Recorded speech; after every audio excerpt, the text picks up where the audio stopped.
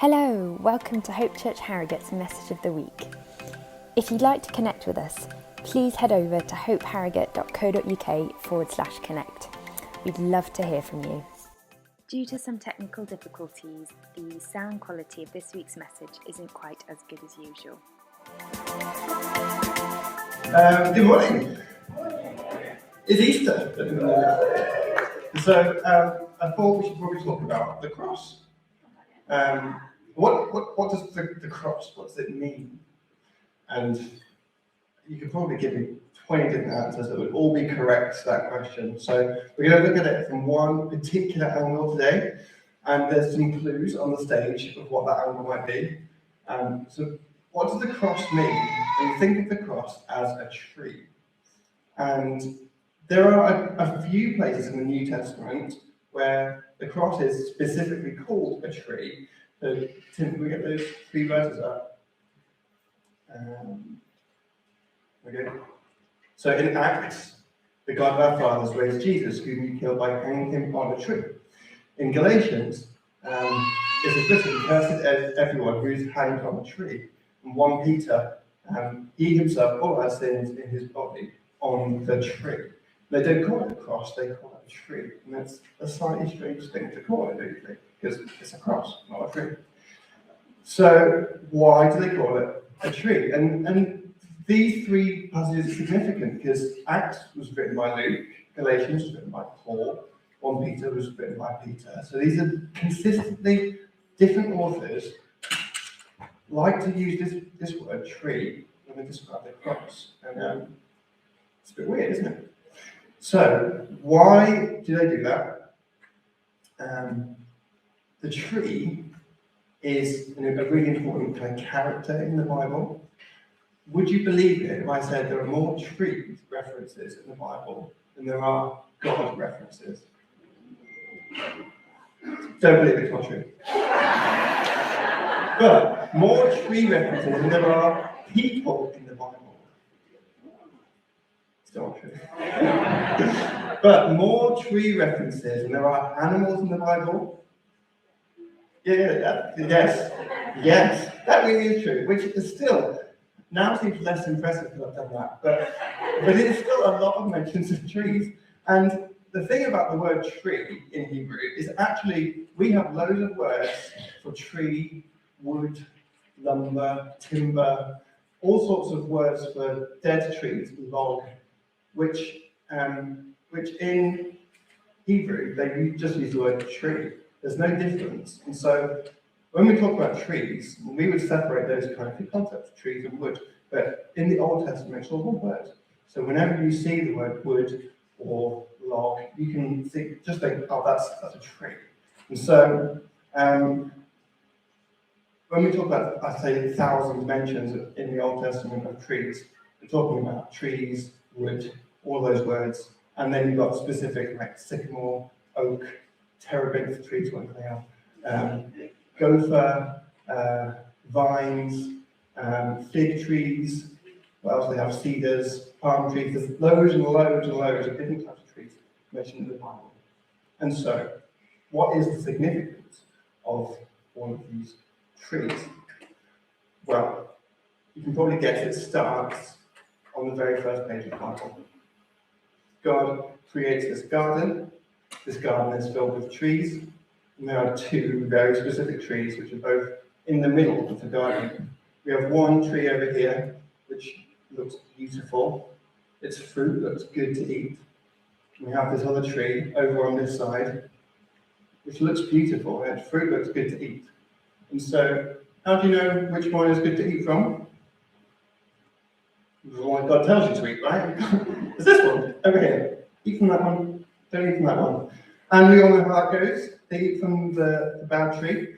And so, where this tree of life, which represents dependence on God, trusting what He said is good, versus this kind of false tree of life, which looks good, we think it looks good, actually God has said it's not good, and so it kind of represents this dependence on our own goodness, dependence on ourselves, rebellion from God, and these two trees throughout loads of stories in the Bible, just become represented by a single tree. So anytime you see a tree in the Bible, particularly in the Old Testament, but it carries through to the New Testament as well.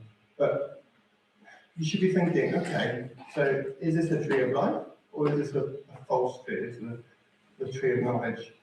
Is this a tree that represents dependence on God, or is this a tree that represents rebellion from God?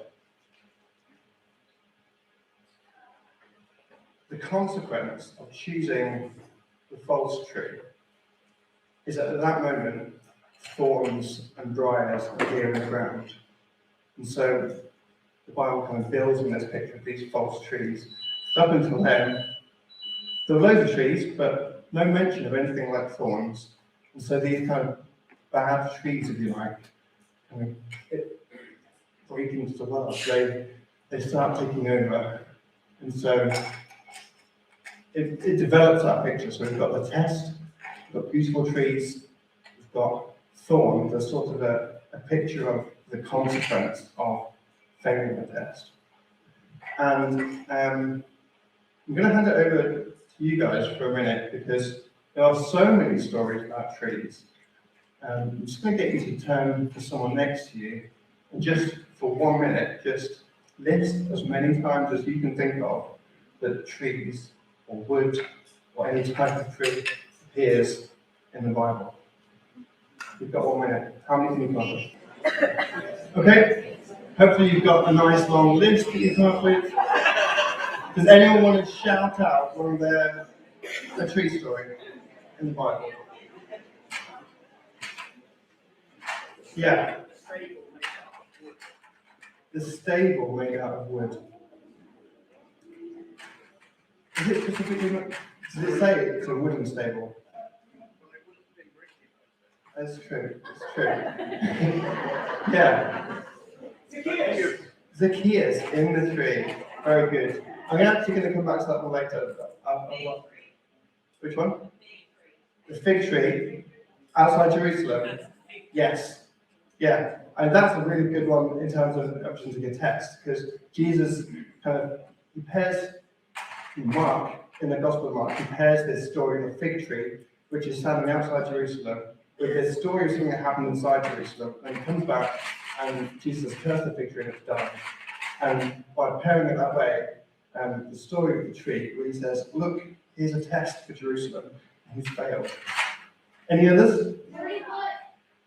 Go on. The burning bush, yeah, absolutely. That is like one of Moses' biggest tests. Is he going to follow what God says when he comes back to the tree in the presence of God? Yeah, very good. Yeah. There are lots of vineyards in the Bible. Is there one you have in mind?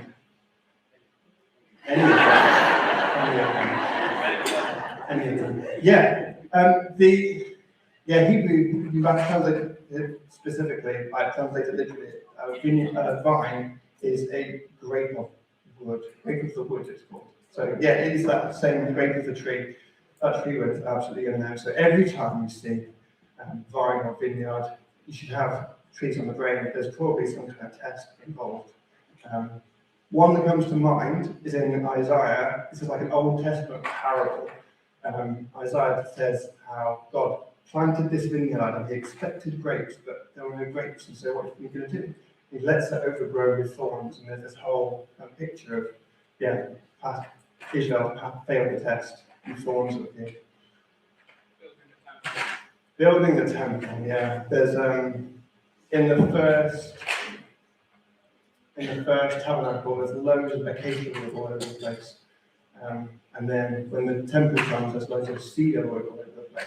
For Solomon, it's almost a test of he's been commissioned to build this temple, and is he going to trust in foreign nations who are going to send him loads of wood? And I don't want to read too much into it, but yeah, there's the temple is filled with wood, and a lot of it is just to kind of have that Eden garden imagery as well. Noah's Ark was made of wood, absolutely, yeah. So was Noah going to build this wooden thing, which seemed totally crazy? And he passed that test, didn't he? Mustard seed. Mustard seed, yeah. Yeah, faith the size of a mustard seed will grow into a tree, become a tree of life, if you like. Judas hung himself on a tree. Judas hung himself on a tree. That is a good one. I'm going to talk about people being hanged on trees in a minute. It's about to get really joyful. Jonah. Yeah, there's this weird story at the end of Jonah where he is really grumpy that God's just rescued Nineveh. And God makes this plant tree thing grow over him. And Jonah's still really grumpy. The tree dies. And it's, a weird, like, what's the moral of that story? And the tree really unlocks it because you're like, this was Jonah's death. This wasn't about me. It's good. Okay, good. Yeah, definitely. Well, that's where we're headed. That's where we're headed at the end. Into Revelation. Tree of Life is still there. Wonderful. Okay. The story for me, which is like really shows the test of what the tree means, is the story of Abraham and Isaac. Thank you. So Genesis 22, it starts with this, where Abraham took the wood for the burnt offering and placed it on his son Isaac. So in Hebrew, it just looks like he's placed a tree on his back. And Isaac is walking up the hill with this tree, and it mentions the wood, like over and over. You know, he placed the wood there, and he placed his son on the wood, and the wood was there. We've got the wood, but where's the... it uses the word wood so many times in this passage. If you don't know the story, Abraham has just been told to sacrifice his son Isaac. And it seems like the worst thing in the world, but Abraham trusts God and he goes as if he's going to do it. And he makes his son carry the wood on his back up to the hill.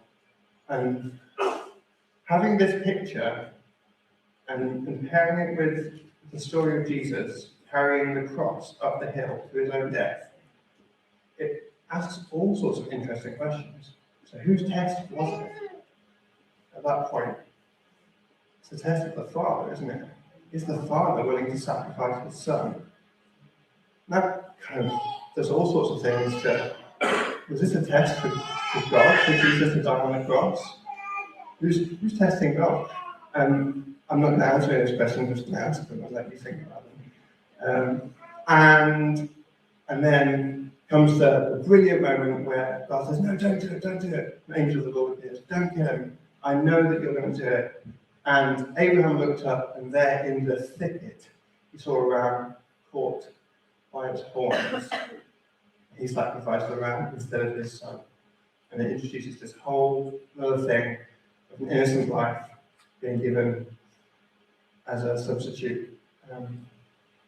But you know what's a thicket? It's a group of trees. It's a dense cluster of trees.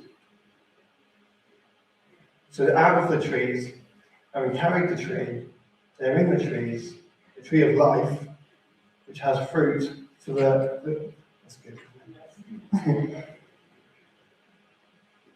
Okay.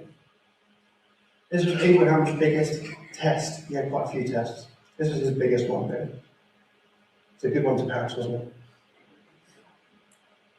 This tree theme gets adapted as well. And we had Jesus hanging on a tree. So there's another kind of tree image which is introduced by this bizarre law in Deuteronomy. If a man has committed a crime punishable by death, and he is put to death, and you hang him on a tree, there's a lot of ifs, isn't it? His body shall not remain all night on the tree, but you shall bury him the same day, for a hanged man is cursed by God. You shall not defile the land that your Lord, your God, has given you for an inheritance. It's a pretty weird law. If you hang someone on a tree, make sure you don't eat them overnight, is the summary. And there's potentially some link here to the Passover lamb, that they had to eat it all on the same day, they couldn't leave it the next day. Just a theory about what that was about. But there were quite a few characters that get hung on trees, and some of them you may or may not recognize the language. So the first one has already happened one time with this law. Got it for us, Tim. Slide down. I'll tell you which one it is. It is the baker in the story of Joseph, who is in prison, the cupbearer and the baker. And the cupbearer has his head lifted, his head is restored to serve the king again. And the baker has his head lifted off from his body, and his body is on a tree. It's a gruesome picture. But it's this image of one person being restored and one person being judged, one person being blessed and another person being cursed. And the cursed one is hung on a tree. It's a picture of God has cursed this person. This isn't to be hung on a tree, it's to be cursed by God. It's a bad place to be. And then there's a few more very obscure stories. So just after Joshua has captured Jericho, he goes and captures Ai, I think. He hangs the king of Ai on a tree until evening. But he follows the law, doesn't he? At sunset, Joshua commanded they took his body down from the tree. They didn't leave it overnight. So that's good. Well done, Joshua. And then another one, immediately afterwards, there's these 5 kings of the nation of the Amorites. And these 5 kings have come, but we found them, and they're hidden in a cave. And what does Joshua say to do? Roll a stone in front of the cave. And you're like, oh, how does this fit with the story? And put men by it to guard. What he does is, later, when he's finished his battle, he comes back and deals with the kings. He rolls away the stone, king that's inside, he hangs the 5 kings on 5 trees, and then he takes them down before sunset. It just messes with my head. How the Easter story is like a complete reversal of that, isn't it? Where Jesus was hung on a tree and then placed in a tomb and the stone was rolled away and then his body wasn't there. It's almost like a complete inversion of this very obscure story in the middle of Joshua. And the reason I want to present these stories to you is because when the initial audience had been reading these gospel accounts, they had all these stories in their mind, and they were really thinking, oh wow, Jesus is completely undoing everything we think we know about the curse, what it means to hang on a tree. There's one more story, I hope, we've got about hanging on a tree, one which you probably know quite well, but again, the vocabulary is often translated as hang on a gallows, but it's the same word, just hang on a tree. Haman, in the story of Esther, he sets up this gallows that was intended for Mordecai. Mordecai was an innocent man, and instead, the guilty person ends up getting hanged. So when you load this story into the Easter picture, what death and sin and the devil had intended to hang Jesus on the cross, he did. Jesus endured it. But also, sin was hung there itself, defeated on the tree. Jesus came down and came back to life, but sin was there and was defeated. Just like Haman was hung on his own gallows. I think that's a great picture. One final way which the Old Testament messes with your mind in terms of trees. It's this picture that people are trees. And it's possible to become a tree of life. You have this verse from Psalm 1. Let's jump down to near the end because we're a long time. The person is like a tree planted by streams of water, which yields its fruit in its season, whose leaf does not wither. So a person is like a tree.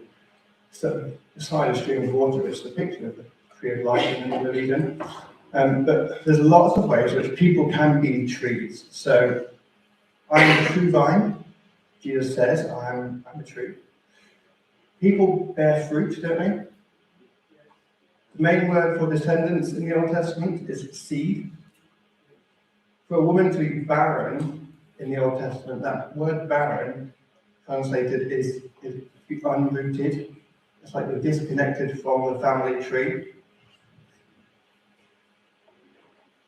If you pass the test, then you become a tree of life.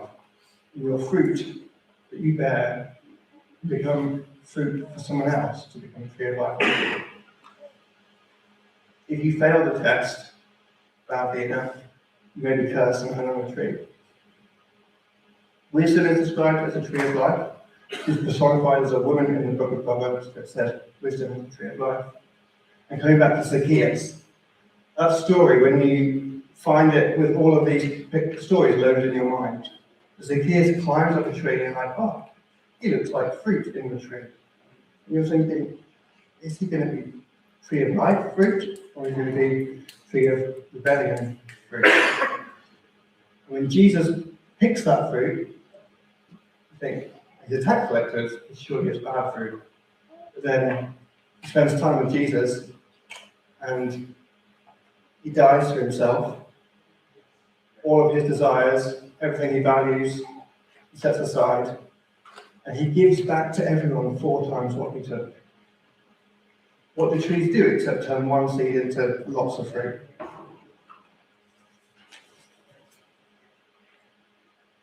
So for Jesus, he went through several rooms of testing in his life, but his biggest test was in the Garden of Gethsemane. Just before he was killed, he had seemingly this moment where he was like, do I go through with it or not? In a garden surrounded by trees. Then he was hung on the tree. Jesus was cursed. To be hung on the tree was like the ultimate shame, cursed by God, who was in that position that all of us should have been in, and all of those who hated him and mocked him should have been in. But Jesus knew, and even he said, that unless a grain of wheat falls to the ground and dies, it can't produce much fruit.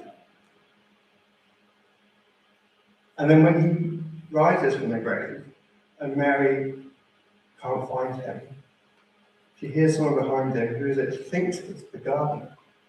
She thinks it's the person who takes care of all the trees and plants more trees. That's who she thinks it is. Jesus was the only one who passed the test every single time. He was the only one that consistently bore good fruit in his life. But he knew that unless he paid the price and died, none of us could really bear fruit and become tree of life as well. He hung on the cross, wearing the crown of thorns, that symbol of God's failure to turn those thorns into another tree of life. He became the ultimate tree of life, greater than the tree in the garden, because in the tree in the garden, if I take from this fruit, the tree of life apparently becomes a danger to me. Now that I am living in rebellion, this tree is a problem, so God exiles me out of the garden. But because of the blood of Jesus, taking from this fruit, he's paid the price for that as well. And so I can keep taking from the tree of life, even after I've sinned. There's a whole other picture on sacrifices and Passover that we would have to go through to really unpack that. But he is even greater than the tree of life in Eden. And it brings us on to Revelation at the end, where this is the picture of our eternity with God. The angel showed me the river of the water of life, as clear as crystal, flowing from the throne of God and of the Lamb, down the middle of the great street of the city. And on each side of the river stood the tree of life, bearing 12 crops of fruit, yielding fruit in every month, and the leaves of the tree are for the healing of nations. This is a tree that not only brings life, it also brings healing. I don't know how you picture that. One tree on both sides of the river. It's incredible. And it's the picture that completes the trajectory. So the tree represents a test, it represents a curse, it represents who we can be. But then at the end, It's our eternal hope.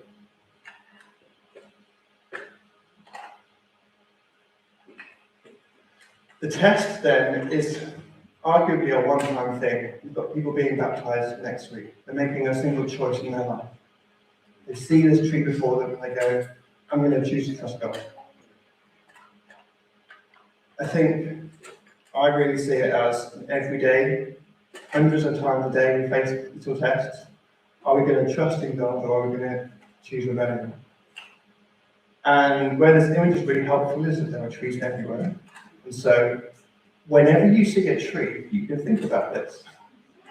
You can think, there is a test in front of me, there is a choice before me. Am I going to choose to trust God? Am I going to choose to rebel against God?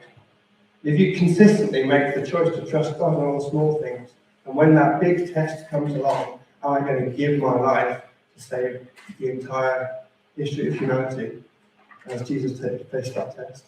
Because he had always chosen to trust God in every scenario, he was able to trust in that huge, huge test. Also because he's God, you know. But for us, if we practice daily on all of those, and every single tree you see, making that choice to trust, never going, oh, it's okay, I'm only hurting myself, it doesn't really matter, this one can slide, it's not a big deal. If we practice, there is always a test before us. There's a choice for me to make here. Am I going to trust God? Yes, I trust him. Yes, I trust him. Yes, I trust him. And when those big choices come along, is our default? Yes, I trust him. And there is an invitation to have the fruit from the tree of life. It's here before us. Jesus is the true vine. He is the tree of life. The fruit of the vine is what he's given us to remember him by. We can have that fruit. He said, do this and do it often.